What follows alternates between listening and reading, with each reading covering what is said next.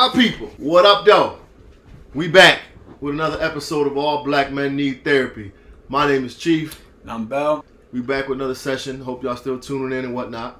Today's episode, you want to go right into today's episode? We jump into it? We want to give them some... Yeah, I feel like there was something I wanted to mention from last episode, but I can't remember what it was. So yeah, we can jump into it. So today's episode, my people, is entitled, well, working title. When it's dropped, this may not be the title. Right. But what if you don't make it? Right? Either you got a wicked jump shot or you're slinging crack rock, or vice versa. We're going to have to edit that. Why? Either you're slinging crack rock or you got a wicked jump shot. Same shit. No, it's not. You're right. Disrespecting the late, great... urban Negro philosopher. The only Christopher we recognize is Wallace. True all that. right? So Notorious B.I.G., a.k.a. Biggie Smalls, a.k.a. Frank White. So I contemplated actually making that the title, either slinging crack rock or you got a wicked jump shot, because though it's a line in the song and though, you know, Biggie Smalls is a fictional character, it resonates a lot with me in urban setting. Why are you looking at me like that? You're making me uncomfortable. Because it's weird as hell looking at you through the camera. Like, I tell you stop listening to Peaches. I'm not talking to the camera. People have to talk to the people. They want to make eye. When they look at us, they see your eyes. Me looking at you through the camera is a little weird. So I'm talking to my man. So I'm sitting here like, you know what I'm saying? What's up? I'm listening to you. You're getting Hollywood on me. Oh, here we go. That's what's happening. No, so back to what I was saying, guys. What if you don't make it, right? So we know growing up, trust me, we know in urban settings that there's more options in playing basketball or being a drug dealer. However, I think the challenge is those are the most, for lack of a better term, prevalent images. It's influential per se. Oh no, it is. And I think what happens is when we grow up and we see poverty all around us, we naturally gravitate to the one who doesn't appear to be in poverty or impoverished. It's a success that they have access to this stuff. Television, oh, yeah, you know what I'm saying? They have access to the basketball games, the football games. They don't have access to the man in corporate America. No, right, so exactly. What they see, that becomes now something that appears tangible to them. Right. And the thing about music, and the reason why this quote, like, as I said, anybody who's a hip hop fan or anybody who listens to rap music and well, I guess I would imagine that a certain age generation, but music brings people together, right? Like it paints pictures, it's art, right? So, and then the saying art imitates life, and the good musicians, the great artists, even in your profession, even in poetry, they paint such a vivid picture that, one, you can see it, and two, maybe you can relate, right? So if you're slinging crack rock, either you're slinging crack rock or got a wicked jump shot, is more than just a cool line, right? Like, that's a reality, or at least a perceived reality for a lot of urban kids. A lot. Yeah, so that's why we want to talk about that today, because as I said, right, we're adults now. We understand that there were more options, but sometimes we can't see past those two things, right? And I think as a child, we get slightly brainwashed where once we get into school, what the teachers pin on us is that the doctors are successful. So as a kid, you tell the story, oh, I want to be a doctor when I grow up. I want to be a police officer, because those are what's shown in the books and those are what's appeared to be successful. Then once you grow, you get into your rhythm and the athleticism. Now you're like, you know. Well, that, and you don't see doctors until you go to the damn doctor. True. Right? Like, your neighbor ain't no doctor. But I remember I think I might have said I wanted to be a cop when I go, you know, like when I was younger. Like, that makes sense. You see cops, right? Like, that makes sense. But depending on your experience, that could sway. Oh, like, without a doubt. You know Obviously, that's changed. But just I remember being little and like, I might even said I want to be a doctor, but either way, it was one of those things that was pushed on me in school via the books, or, you know, the police officer coming to the classroom and reading the story or whatever, and it was cool. So now I want to be a police officer. Right. Then when you get into hooping or you get into your athletics, it's like, okay, now because I like basketball, let me watch more basketball on TV. Oh, so and so just signed a so and so contract. Now, like, oh, I could have that type of money. So now these hoop dreams develop. Yeah.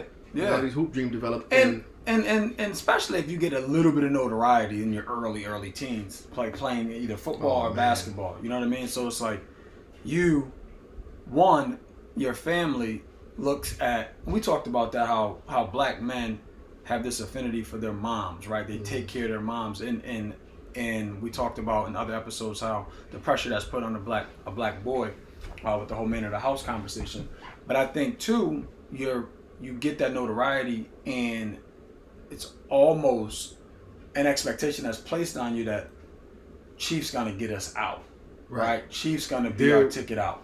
There wasn't a doubt in my mind that I wasn't going to the NFL once I graduated high school. Like, being that from a very, we was hustling trying to get them scholarships. Once we got them, I'm like, this is just a natural progression for me. Before we even go there, though, let's just back up 1 second and let's talk about those two options, right? You just sing crack rock or you got a wicked jump shot, right? So let's talk about. So my mom would be proud of me because just so y'all know, ever since these episodes dropped, she's been wanting me to tell this one story. Oh yeah, she called me and told me that to remind him to tell the story. Yeah, so I forgot about the story, but obviously it happened because it's still vivid in her mind. But she so and she could tell the story too. But being that those were like and again, these weren't active thoughts, right? These weren't like, okay, I know I'm either going to be a drug dealer or a basketball player, but what happened is, while those are both options are on the table, right? Because at some point, like I said, if you come from an urban setting, those options are on the table. Now, you may not ever take any of them, but those options will be on the table if you choose to pursue it, right? Without a doubt. So the story goes, I was a freshman in high school, and a dude I grew up with, like elementary school up, started running with some older kids and started hustling. Was he light skinned? No, he wasn't. He was brown skinned. He was like your complexion. But and you know him, but I won't mention his name. No, absolutely. And he started running with some older kids, and then at that time, right now, mind you guys, this is mid '90s, right? So this is mid '90s. At that time, the camp he was running with appeared to be making a lot of money, right? Jordans before they came out. Multiple beepers, like the two-way page. Yeah, gold chains, all of that. Like, it looked very, very good. And so he tried to recruit me, right? Like, in an direct type of way, he tried to recruit me. And then apparently, I came home one day. I was a freshman in high school. Now, mind you, too, like I told you in a couple episodes ago, like I was a teen dad at 15. So as he was recruiting me, I kind of talked to my mom, and I was like, I don't remember the story, but what I did apparently was I explained to her how I wanted to be a drug dealer because they were the ones that had the money, yada, yada, yada. And then she just, talked me off the ledge basically and explained to me that obviously that's not the right way to go, so on and so forth. So at that point, that decision was off the table. Right? And as I told you in other episodes, I was never a Rhodes Scholar, right? I always did okay in school, but I was never going to be the one. Put it this way, if it wasn't for sports, I probably wasn't going to go to college, right? So then I got fixated on going to college. Like, that was forget college, going to college on full scholarship, because we couldn't afford to go outside of full scholarship. So that's what I became fixated on. So that was when I made my decision. Did you ever have a time where you either approached or you actually thought about doing something other than pursuing the school route? Here's the irony in that is that although you were, pressured by that crew of people trying to get into the drug game, moms, shout out to Dukes was out there getting it back then. Yeah. So I was privy to see, the drug game low key unfold, and then a couple of the dudes I remember one dude she was dating, his brother was heavy in the game. Remember I told you I used to run the streets with the boyfriend. Right. So he would kind of like, don't do as I do as I say. So right. As much as he's out there slanging, he was telling me, this ain't what you want, this ain't what you want, this ain't what you want. Right. So that, the drug option was never really a thing for me, but it was more so the gang thing. You know what I mean? Just being a part of something. Sidebar, we can do an episode about my involvement in the gang when I was younger, but yeah, so I was like YRU, Youngsters Rising Up, was like the junior affiliate to 20 Love. You know what I'm saying? and I was a general in that joint at like 13, 14. I remember like me telling my mom. I never even heard of that gang. I was in 20 Love. I was in Deuce. This was a young joint though. Deuce was we started a young that joint. slang. Anyway, you know what I mean? keep going. We'd have whooped y'all ass. We'd have came to your hood and tore y'all ass up because y'all was light skinned. No, but so it wasn't really the drug thing. It was more so just kind of, and it's crazy because when you think about like being attached and affiliated to these gangs, you associate drugs with the gangs, but these cats were just more like, it was fighting, right, and just kind of kicking it, hanging out, fighting, kicking it. It was wasn't looking really, for trouble, basically. yeah, basically. Yeah, it wasn't really no wasn't entrepreneurial really much. spirit. Yeah, absolutely not. Absolutely not. Cats was just stealing from the bodega, right, and then hanging out on the stoop or whatever. So it wasn't really, the drug game wasn't really something for me. But I remember that story about the chicken where it changed for me. It was like, yo, we broke, right, and we can't live like this. I got to do something. And then to Bucky, following to Bucky Jones. Shout out to Buck. Buck is a dude from the inner city here. Went to our high school, Super Bowl champion, drafted in the first round. So he was like the ideal of what we every football player I say wanted to kind of follow in his steps and kind of make. If you didn't think you can make it before that, you damn sure did. Right. Once he got drafted. Right, for sure. So go back to why I cut you off when you realized that you were gonna go for football, go to college for football. It was my freshman year in high school. Like I had played PAL and I was just out there just running around, didn't know what I wanted to do. And I remember going to freshman practice and I wanted to be a quarterback. But then a couple other dudes who had been playing quarterback their whole, so I'm like, super athletic. I gotta do something. So I played receiver, and Coach Rice was like, yo, Coach Rice actually, like, no bullshit, Coach Rice, shout out to Coach Rice, like, told me like I could be the next Jerry Rice my freshman year. I swear to God. Coach Rice will tell you anything. Yeah, whatever. So I remember being like, yo, this is my ticket. I was just athletic, and I remember being like, this is my ticket. So I remember in the English class we had to write these notes, the letters to ourselves, like what our goals were, and they would give it to us our senior year. Okay. In that letter, I'm like, yeah, I'm hanging in class with Bell and Shantae and Lasaida and yada yada yada, and I want to get a full scholarship in 4 years, and I kind of like put that shit down. And I got the letter back my senior year, and everything I had written in that letter came true. That's dope. You know what I'm saying? So it was pretty dope how it happened. So you were manifesting before you even knew that was a real thing. Right, but the thing is, I didn't know. Like, I wrote this stuff down and didn't, like, I forgot about it. Right. But it was still like, it was goals. So I attacked it. You remember we got up every day at 5 o'clock in the morning, just attacked the dream, and then right. It happened. It happened. My story's a little different. Like, I literally, like, it's well documented, well, locally, how I started playing football. Whereas I started off as a basketball player, right? Like for the people that know me, I was basically 6'2" in 8th grade, dunking, so I thought I was naturally going to the NBA for basketball. The challenge is I didn't get any taller. So, and we talked about that before, being a big man at 6'2" wasn't necessarily NBA material. That ain't the move, right? Right. So, shout out my late great Marco Villa, my former basketball coach, rest in peace. He convinced me unwillingly that basically what he said, he's like, look, man, there's 85 scholarships in football and 15 in basketball, or something to that effect. He's like, you have a much greater chance to play football. But I never played football before in my life. In fact, so anyway, when I got to high school, that was the first time I ever played football. I never played prior to that. And I didn't really... Again, so my freshman year, I'm good, but I don't know what good is because I have never really played. And then what I realized is come my junior year that I realized that, okay, I got a shot. Based on my size and my speed and my athleticism, I was like, I got a shot here. So then I got my senior, I got fixated on getting a scholarship, right? And again, that the whole hustle and all that stuff was behind me, so I'm like, this is what I'm going to do. So then I got a scholarship. I was able to get a full scholarship my senior year.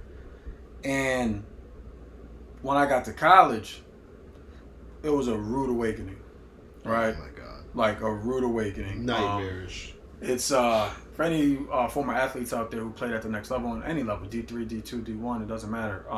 It's not high school, right? It's a different level, and you get humbled very quickly, and you know, like I'm cocky at that point, right? I'm like, I'm the shit, you know what I'm saying? Like I'm talking about how good our team was, it would be really good, and then I get out there, and you know, shout out to all my teammates, but I still felt like I was the best running back when I got there. And I think on paper I was. But then they threw that goddamn 15-pound playbook to me. Right. And I'm like... Game changer. I'm like, oh, you said so red shirting is an option? Word. Because I wasn't learning all of that because I came from a very power eye type football program, and for those simple sets. Yeah, it's like for those who know football or don't know football, power is just smash mouth football. Right. Like, we're bigger than you, we're stronger than you, we're faster, we're just gonna move you out the way and run. It wasn't complex, it wasn't anything like that. Whereas in college, it's very complex, right? And you have to know a lot. So that's when I kind of was like, all right, well, I don't even know if I want to play football no more because of that challenge. I remember calling my mom from freshman football camp, like, Ma, I want to come home.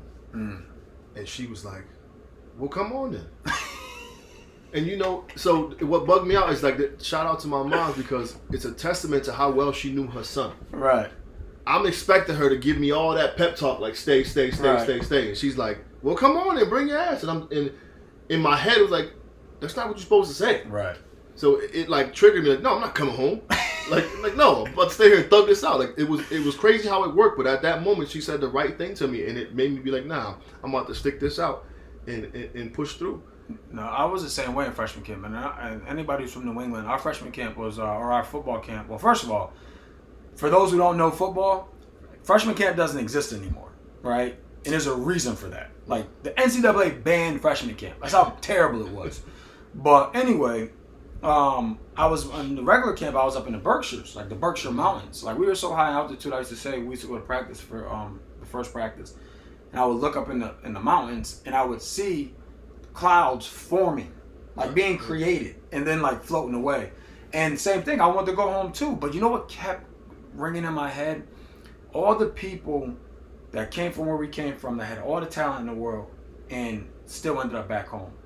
That's the only. So I never called and said I wanted to go home, but a part of me was kind of hoping they would ask me to come home. Mm-hmm. But the other thing is, I was like, man, you're not paying for this, bro. Right.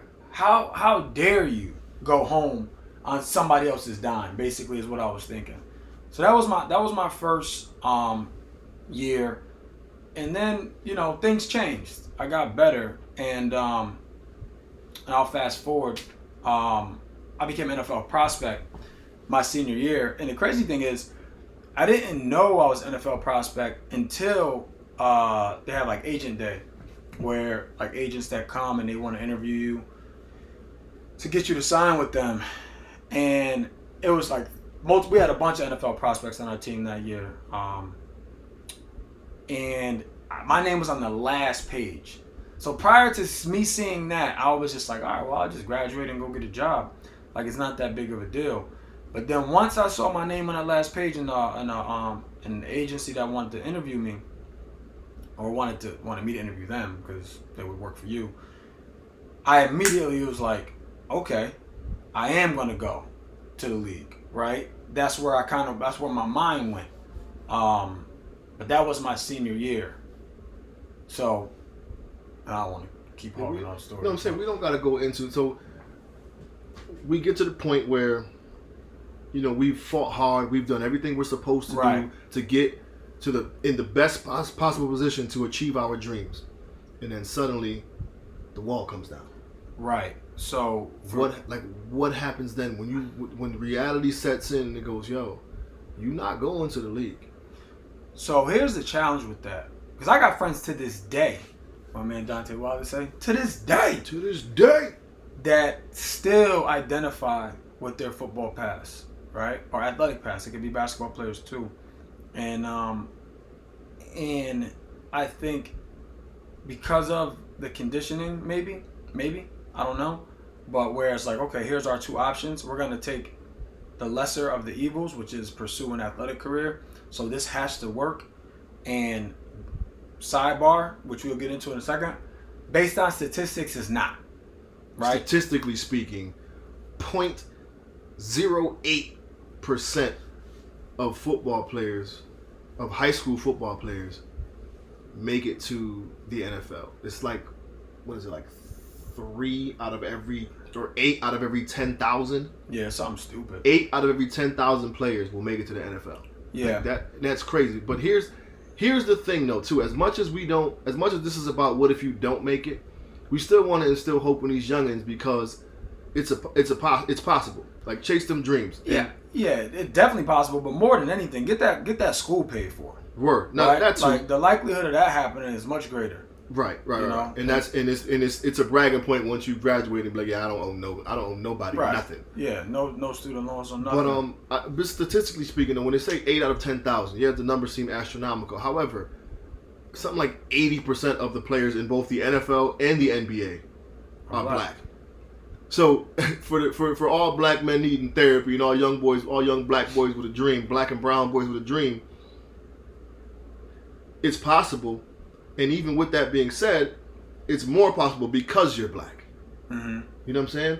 So that's something to shoot and look forward to. So don't give up on your dream. You see I actually started this poem and I'm working on it now. But ever see the meme where it says when you see a tall black boy, don't tell him he looks like a basketball player. Mm-hmm. Tell him he looks like an entrepreneur, yada yada, a lawyer, yada. And I'm just like, yo, that's cool and all, but that one tall black boy that actually ends up making it and gets there, the amount of money and amount of success he'll have, you can take the lawyers, doctors, the entrepreneurs, and all together, put them salaries together tenfold, and he still made more money than them in a half a season type deal. You know what I'm saying? Yeah, I agree, but I got a theory about that too, though. Okay. Like, I agree. So I'll weave that into my point. Remind me to bring that back up. Sure.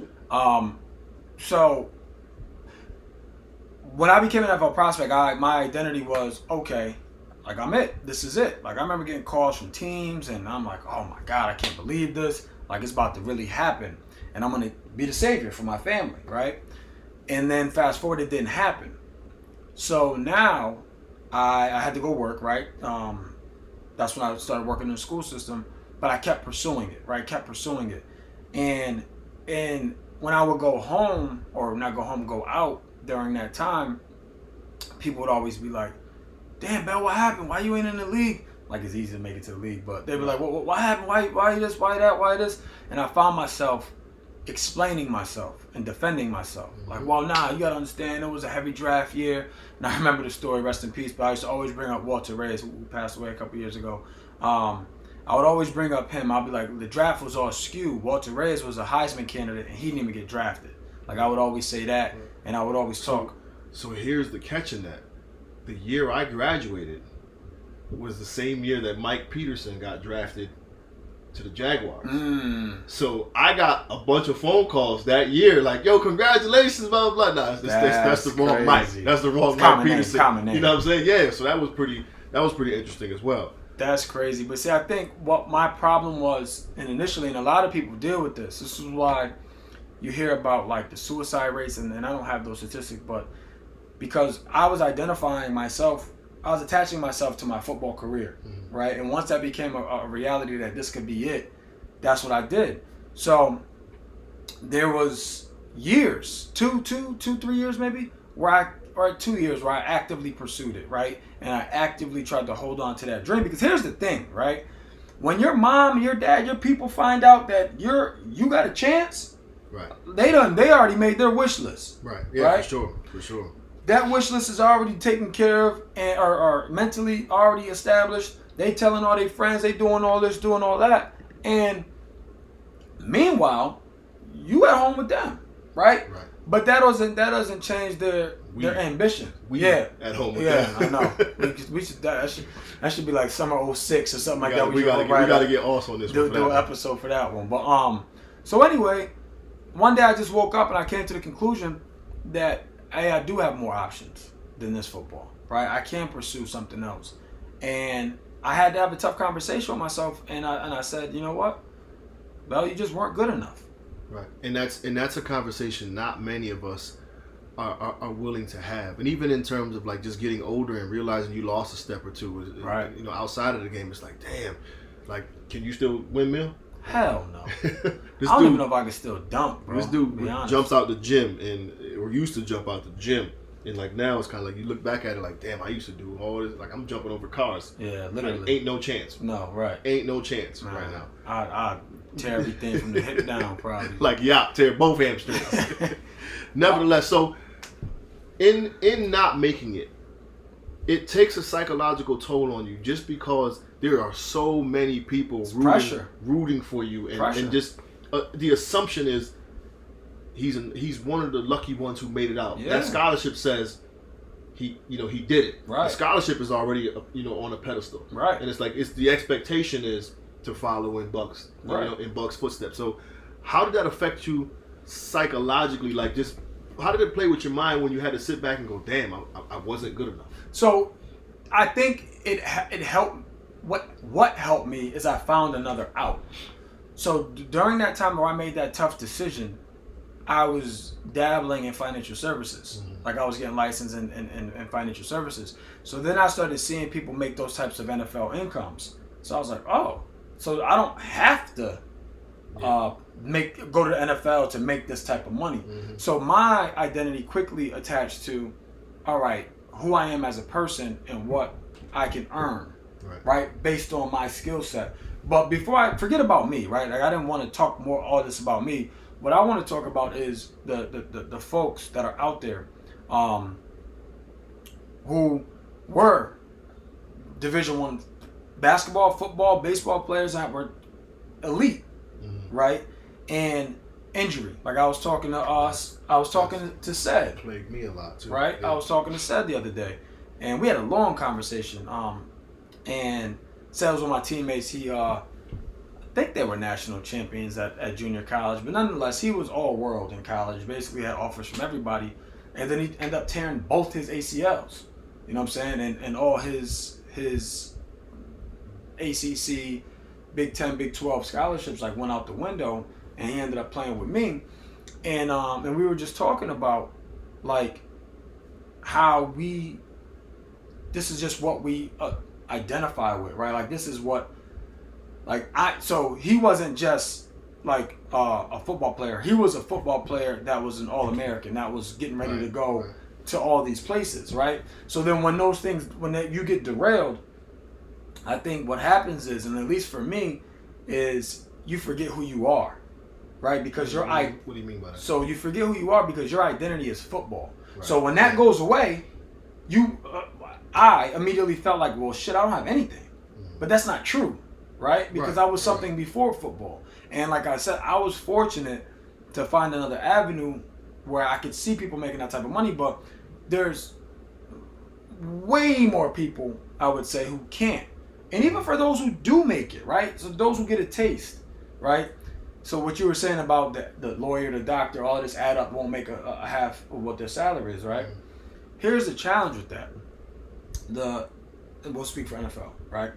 The life expectancy of NFL players is like 2.7 years or something stupid like that, right? So let's just say, argument's sake, you make league minimum, right? $500,000, whatever it is, right? You make that 2 years. Now, that's 2 years that you're out of your field or out of the working field, mm-hmm. right? You have no identity outside of football in a lot of cases. Not all cases, a lot of cases. Mm-hmm. So now you have to start off as an entry-level employee. Right. Which some people, quite frankly, aren't humble enough to do. Some. Because they look at it like, well, I was making this. And you telling me I'm going to make $40,000? Like, what is that every month? Or like, how does that work? Like, no, it's for the year. Now it's like, okay, well, how do you transfer those skills to continue to make that income? So a doctor, a lawyer, that's a skill. Mm-hmm. Like that is, as long as they don't get disbarred, they're going to be making good money as they continue their career. That's a career. Mm-hmm. Whereas NFL is definitely a career, but it's for the majority of people, it's a very short career. So what do you do with yourself once you realize that career is over? Before it even starts in our cases. You know what I'm saying? So that's what I'm saying, where it's like, I identify with that so much that I didn't see any way out until I found a way out.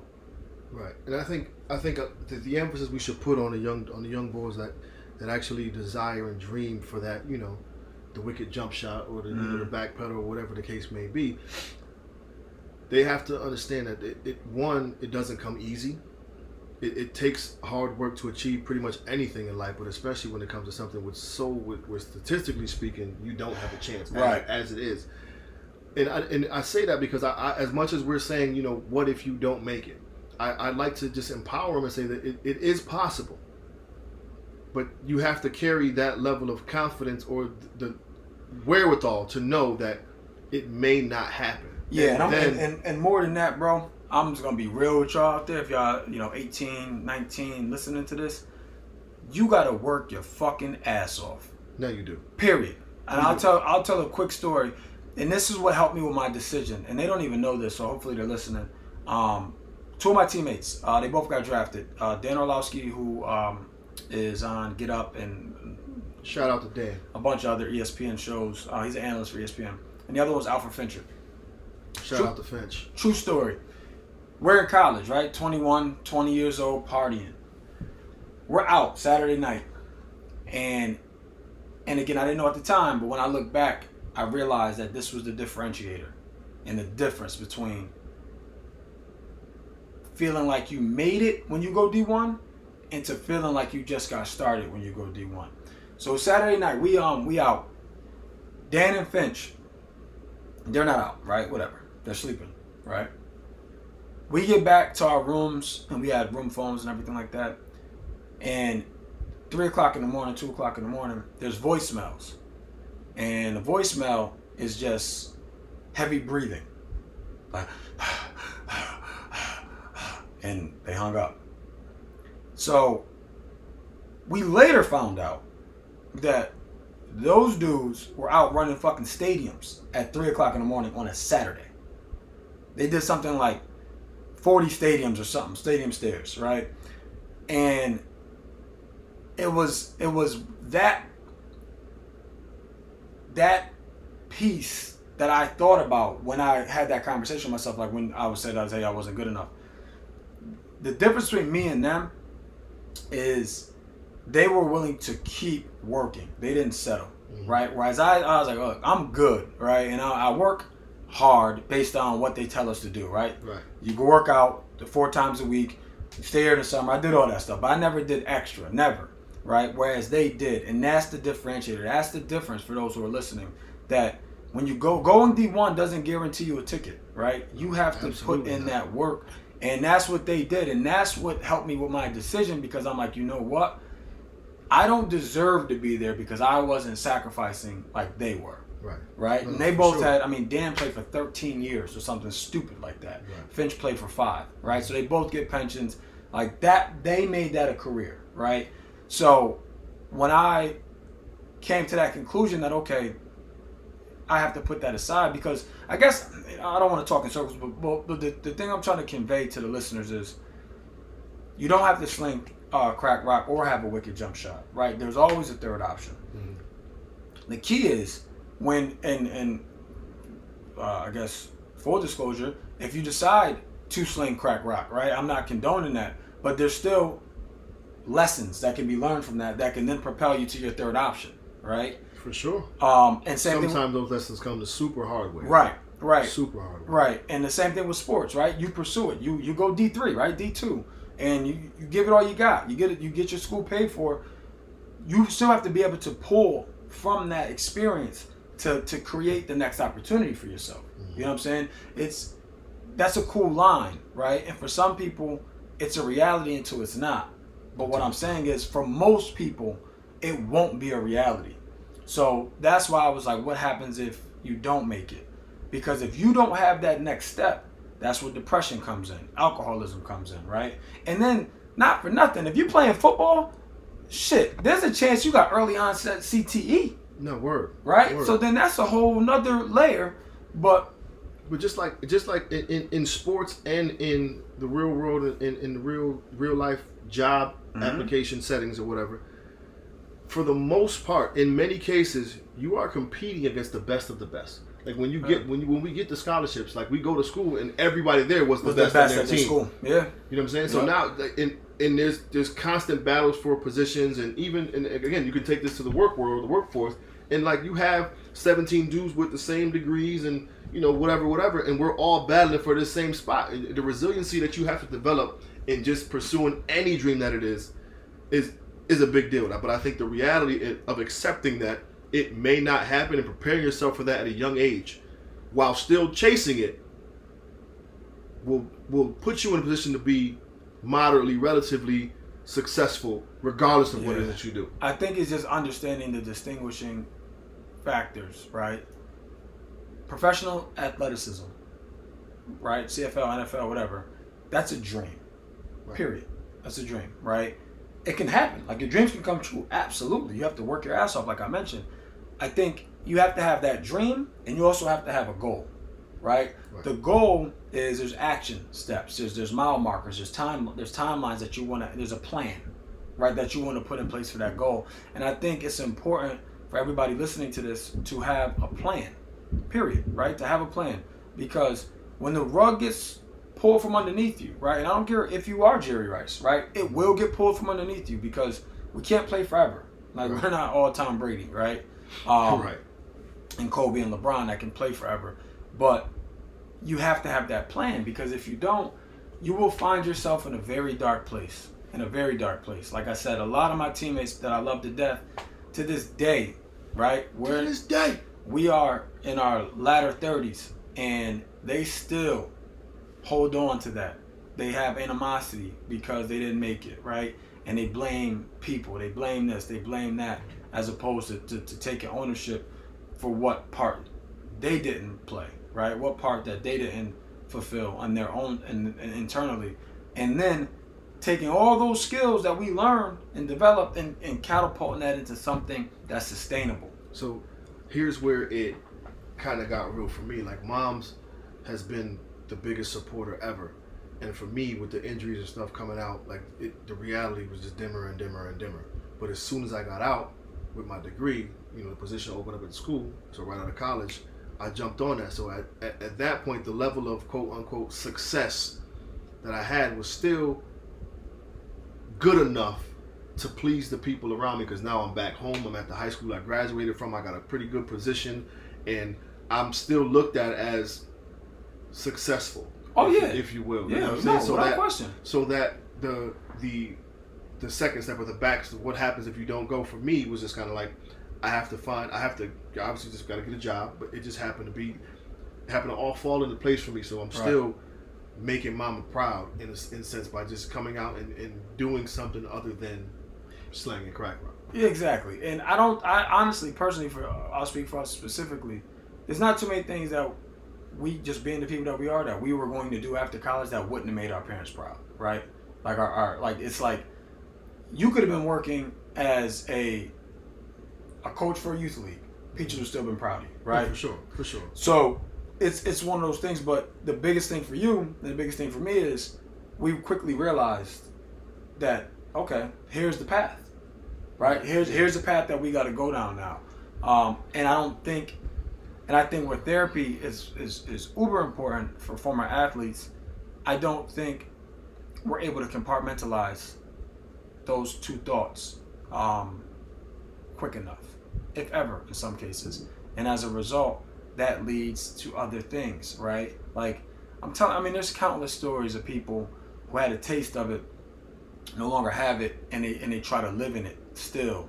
And it stunts other parts of their life, and it blocks some blessings and things like that. But part of it is just, I think, developing and understanding it, and having someone in your corner who reminds you that there is a way. There's always a way. And we say, what if you don't make it? Like, okay, you didn't make it to, let's start with the scholarship even. Mm-hmm. Like, you working your tail off and you didn't get that scholarship. Like, at least now in this current day, like, financial aid is there. Yeah. You know what I'm saying? Financial aid is there. Grants are always there. So there's always a backup plan to the backup plan to the backup plan. You just have to be resilient enough to keep pushing. And it does get overwhelming, and it does, it does stress you out. And you're like, damn, I tried this, I failed. I tried that, I failed. But there's a lesson in all that shit. Yeah. And you just got to keep pushing. Because, again, think about how many times we failed that we don't look at as necessary failures. You know what I'm saying? I think it's just we wired a little bit different, so we've kind of developed that mentality.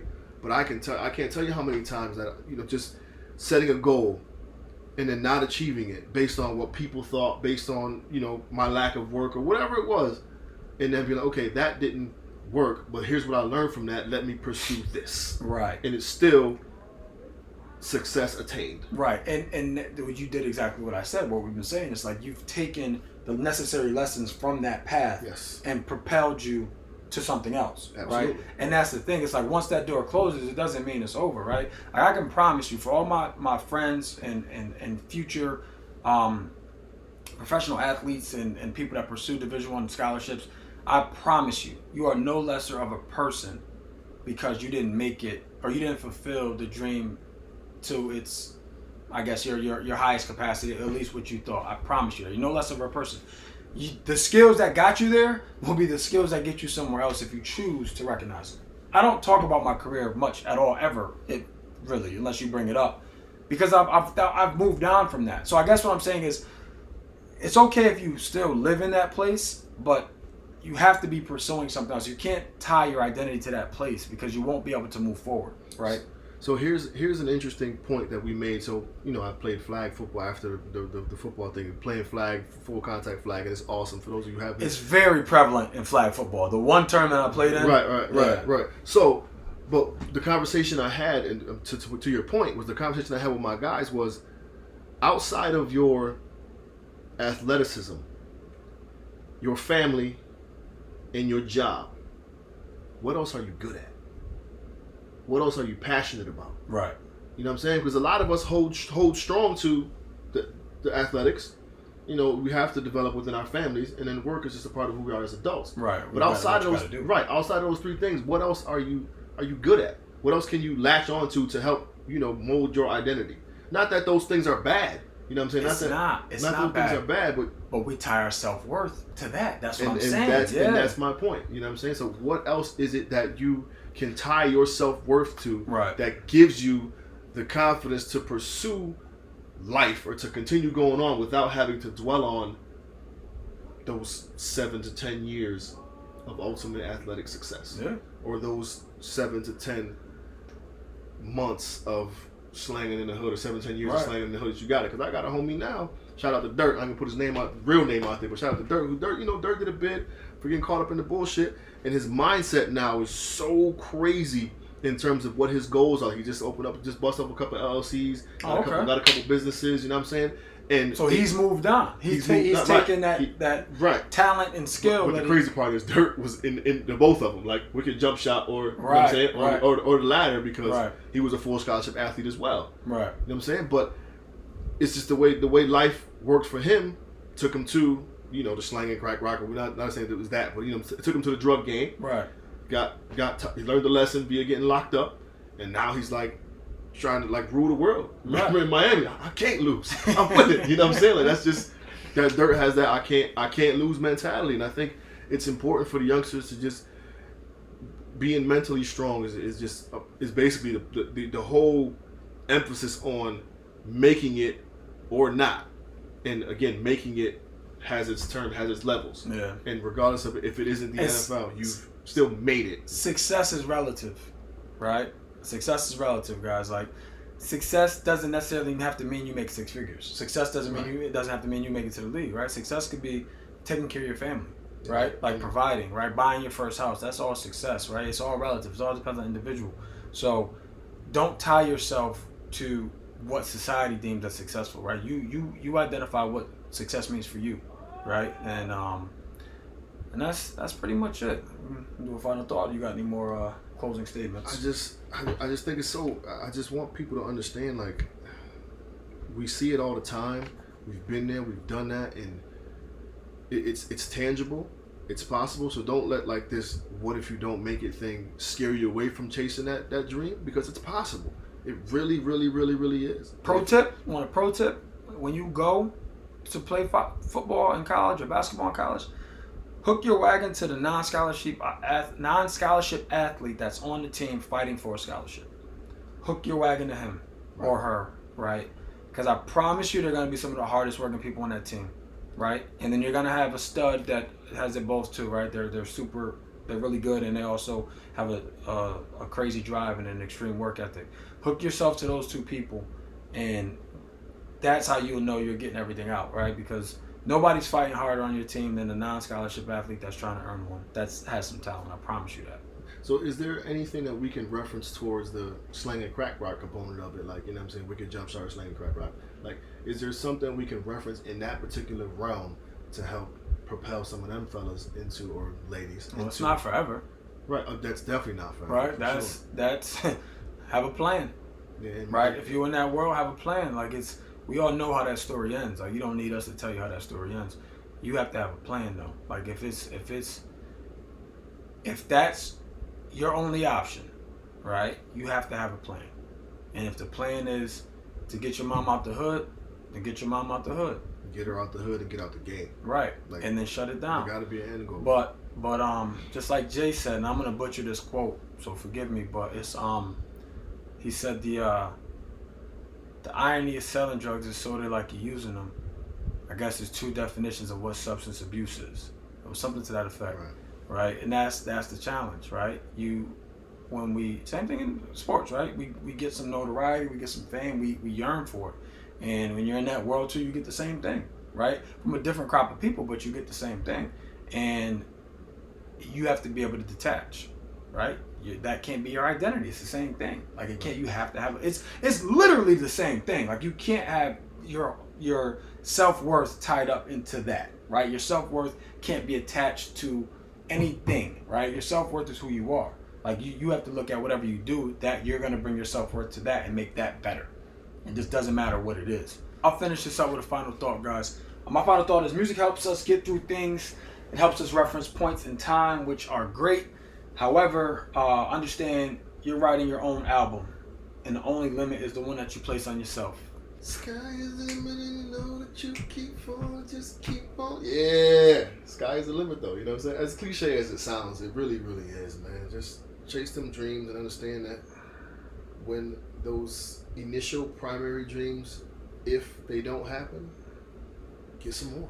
Yeah, and also too, like, this is a subject that I feel very comfortable talking about. So, like, if you're pursuing a scholarship, if you're in college, you want to reach out, let's talk, right? Hit us up in at allblackmenneedtherapy@gmail.com, allblackmenneedtherapy on IG. Still got to make the Facebook page. We'll get to that. We slipping and slacking. But no, guys, like, we want this to be a fluid conversation. Like I said, Chief actually texted me on my way over here, and he's like, let's make sure that we're focusing on the therapy piece. And just a disclaimer, if I didn't make this clear already, everything that we're talking about, if you've experienced this, you probably should talk to somebody, right? Not that there's anything wrong with you, but there's still things that, like, you harbor that you may not realize, and may prevent you from getting to the next level, right? Like, I'm talking about therapists now about potentially moving out of state, because just like what I associate with being here, and like, yeah, life is good. Like, I have no complaints, right? But I feel like, am I limiting myself because I have never moved out of my environment, right? Like, I moved out of town, like I moved further away, but I'm a drive away, right? Like, and I think about, like, okay, well, if I stick myself in another environment, like, does my bar go higher? Absolutely. You know what I mean? So that's... Well, I mean, depending on where you go, but I know you ain't going nowhere. Right. No downwards. So right. I think putting yourself in a new environment just creates new challenges for you. Because it will get me out of my comfort zone. I know myself well, right? Like, I'm very self-aware. So that's why I was like, I'm comfortable, right? For lack of a better term. Like, I'm comfortable, and I want to get out of my comfort zone. So that's the things I'm going to therapy about, because, again, like, there's nothing wrong with me, but I'm just challenging myself. So that's what we're talking about when these topics come up, right? these topics doesn't mean there's anything wrong with you. It just means you may need more clarity on certain things because there may be a limiting belief that you have as a result of some of the things you experience. But For sure. as always, guys, we appreciate all the feedback, but feel free to reach out. We appreciate all the listeners. I think we got UK as a country now that are listening to us. So we're moving, man. We're still moving and steadily growing. But this is therapy for us, hoping that it resonates within you. Ironically, we've been getting a lot of emails from women. Like a lot of women. I low key think most women our listeners are mostly women. I low key feel that way. Really? I think so, man. Because they're the ones reaching out. The fellas probably aren't reaching out because they don't want to have this. No, we got some fellas reaching out too. So here it's clear. But I think just like albums, right? Women used to buy albums back in the day. Like women moved the genre in terms of sales. But and I know a lot of women are saying you need to talk to such and such, or they need to listen to your show, with like referencing guys and stuff like that they're either in a relationship with or have some dealings with. But no, whatever it is, we appreciate it, right? Like this is a platform that is helping us, right? Like I told y'all, I'm this therapist, so I'm getting them right one step at a time. We need a village, so y'all reach out, help us out too. But we appreciate y'all, man. It is therapeutic for me, man. I'm sitting back and I always enjoy talking to my homie, but I think being able to get this out there and receive the feedback and people appreciating the conversation. I can totally see like a woman watching this or listening to this with their son. Yeah. You know what I'm saying? Yeah. And like maybe the former drug dealer or the current drug dealer, like, yo, I need to get my shit together. Right. You know what I'm saying? Right. Or the athlete right on the bubble right now with the way COVID got the NFL shut down. You know what I'm saying? Like college and everything shut down. All that stuff, comes into play right now, especially given the content of the country. We just want to provoke conversation. Yeah, that's it. Don't try to finish my sentence. We just want to provoke conversation, right, and thought-provoking feelings. Yeah. So, with that being said, again, like you said, if you have any questions, comments, complaints, or concerns, hit us up allblackmennetherapy@gmail.com. Give us a follow on Instagram. We do this every Wednesday. It'll be put out every Wednesday. We appreciate y'all. Do us all a favor and hug a black man today and tomorrow. We out. Peace. Oh, man.